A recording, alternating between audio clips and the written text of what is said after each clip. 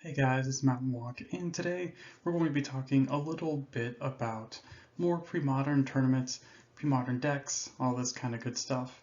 And today we got a tournament. This was a recent one in Italy, and I remember hearing about it because I think uh, Mengu, Andrea Mengucci talked about it at some point, although I think he was mentioning about the Legacy tournament portion of it.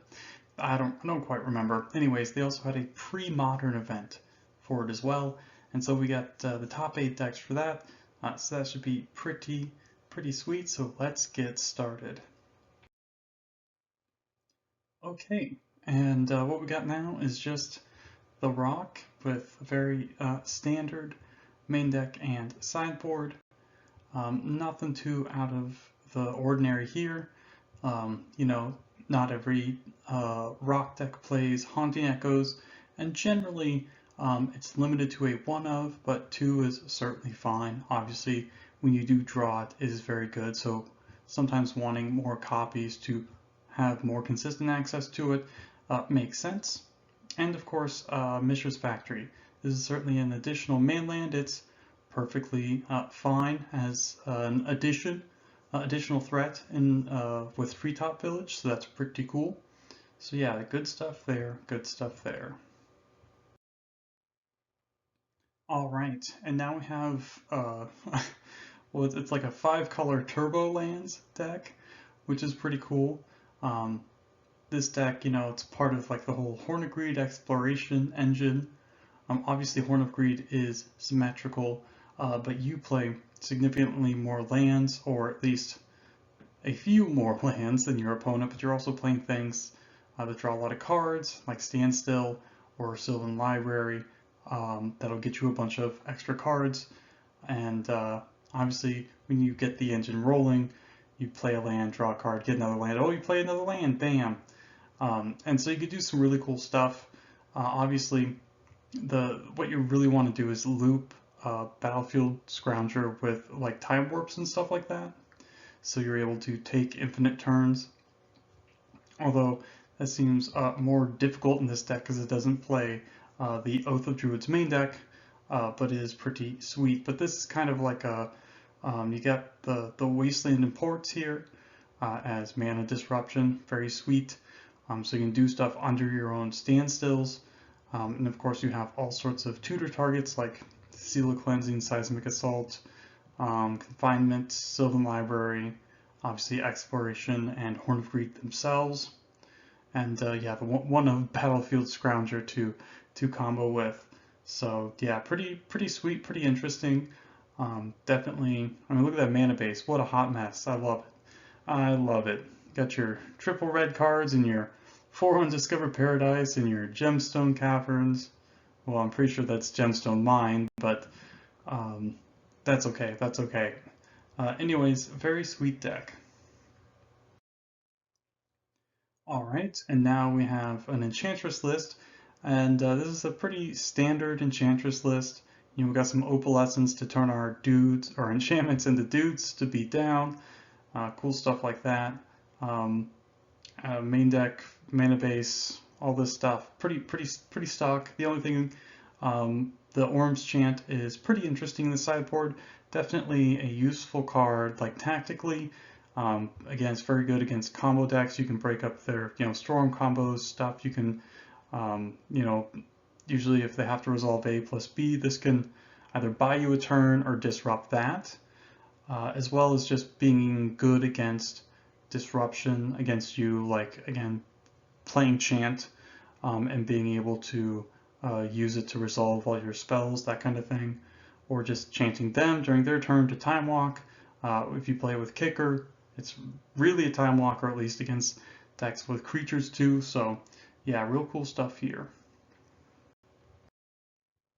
Okay, and this is just the Angry Hermit deck, and there's this deck is pretty stock at this point. He's got the Angry Hermit combo, making big Suture Ghouls, or you can have the Stifled Dreadnought thing, all sorts of cool stuff. So yeah, nothing too weird here. Obviously, pretty strong deck. If you're not, especially if you're just goldfishing, It's quite good at that. All right, and now we have Tide Control, Mono Blue Tide Control. This deck is pretty sweet. I'm a big fan of Quicksand. I think Quicksand's really important here in this deck, just to be able to kill early game stuff, right? Just to, do something with it, so that's pretty important. And the extra colorless is not a big deal, because you already have 17 blue sources with the islands and fairy conclaves. But yeah, again, Tide Still, Tide Control, whatever you want to call it, Tide Pod even. You have Standstill plus a bunch of lands that do things, like Manlands, Dust Bowl, Dowling Glaciers, Quicksand, etc. So you can do stuff and still use your quote-unquote spells, and have Standstill still be active. Then you have all of your regular mono blue control stuff. You got your Stifles, which is good. Parallax Tide being that whole combo. Again, talked about that a million times. The only thing that's a little unusual, or and I shouldn't even say unusual, because this is a very powerful card, especially in a mono blue style deck, is Force Spike. This lets you, especially on the play where it's extremely powerful, basically always be able to, whatever they play, whether it's a creature, an instant, sorcery, artifact, enchantment, or whatever, you can spike it on turn 1, play a land, have your counter spell up on turn 2, and just have your counter wall completely online the entire game. Pretty cool. Obviously, downsides, of course, is Force Spike is a Force Spike, and so yeah, it's easy to see coming and to play around. So yeah, issues there, but definitely a pretty sweet card, and probably a card you have to play or should at least very heavily consider playing in a mono blue style deck. But anyways, we do have a Morphling in the board, which is not that strange. Again, a lot of the mono blue decks just lacking great fast finishers. Morphling is pretty good. A singleton Morphling is pretty good in that respect, because it is hard to kill and it's good when you do have like 8 lands out or whatever. But it is really mana intensive, really slow, and really bad versus Red Blast. The rest of the sideboard makes sense. Bebs you'll want against red decks, Annuls against artifacts, enchantments. Hibernation, of course, I think is quite good. Yeah, that's the one against green permanents. All green permanents you can bounce. So against things like elves, other survival decks, stompy decks, all sorts of things. So yeah, pretty sweet stuff here. I like the extra Dust Bowl on the board. I think I kind of like the main deck Falling Glaciers. I think there's a lot going on here that is pretty sweet. So there you go. All right, and this is just the Parallax Replenish deck. This deck is really 100% serious about comboing out. You can tell because they take their mana base seriously. Got the two City of Brass in there, in addition to the Attica Wastes and Ancient Tombs and stuff. Yeah, this is, I'm not sure if that's 100% necessary, but I do certainly admire their sort of like willingness to understand like just being able to cast your spells, especially if you want to play something like Orm's Chant, which we have in the sideboard, again, which we just talked about. Orm's Chant, again, in this deck to let you combo out, to buy you a turn against aggressive decks, let you resolve your things, and the same thing with Mana Short, right? Mana Short lets you really utilize all the extra mana you have from your double lands, being able to fight on your opponent's end step, casting the Mana Short, countering it or whatever, and then, well, I guess this deck doesn't actually have any counter spells in it.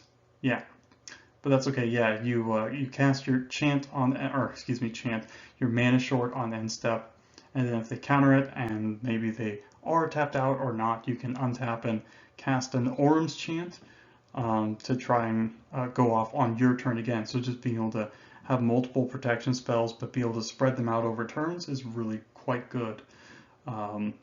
Okay, and yeah, everything else though, this is a Parallax Replenish deck, nothing too weird. Got the Stifle, Parallax combo of stuff.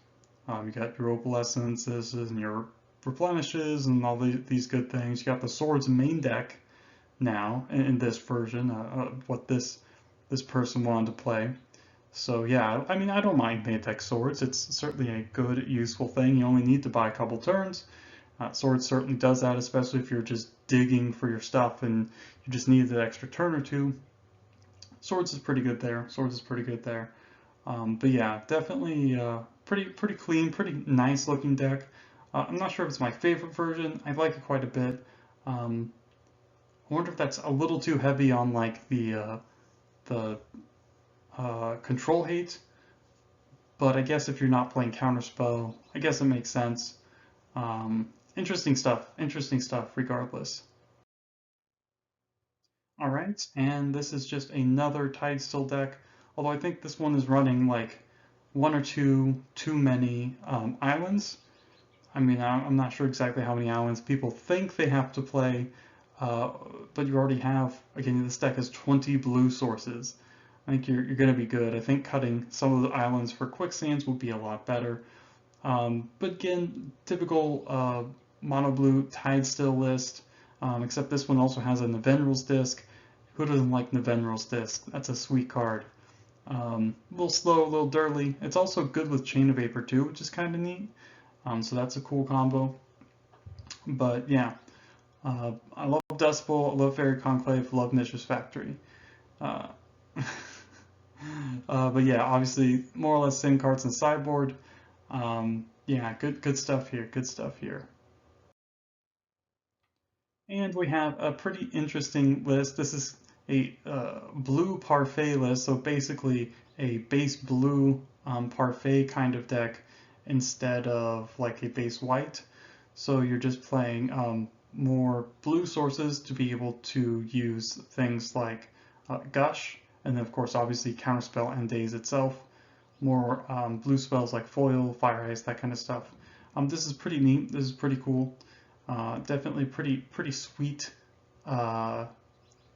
Pretty sweet innovation, I guess I should say. Yeah, so more traditional sort of control kind of thing going on here, which is cool. You got all sorts of disruption like Foil and Fire Ice and Swords too, in addition to the Armageddon and Duress and the O stuff. And so it's basically just Parfait, but you're playing some more blue cards, quite a few more blue cards.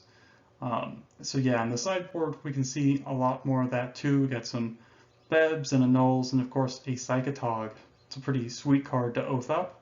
That can really do some damage, obviously. So that's pretty cool. And obviously Tog is pretty good with Gush too, uh, for obvious reasons. So yeah, a lot of really cool stuff here. Definitely just a pretty interesting variation on the sort of regular Parfait list. You know, going heavy blue instead of heavy white. Obviously, the land tax will help you support that, as well as, you know, Mox Diamond, Undiscovered Paradise, the Flooded Strands, right, which will give you your white mana pretty easily. So pretty cool stuff here. Even Ivory Tower. Ivory Tower is certainly much improved with Gush, although I never had any issue with keeping a pile of crap in my hand for Ivory Tower in Parfait. But yeah, this is pretty sweet, pretty sweet.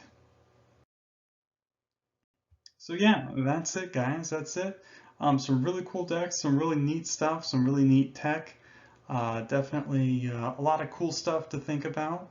So yeah, pretty happy about that. Pretty cool decks. Those Italians, what will they think of next? Um, anyways, so thanks for stopping by, guys, and have a great day.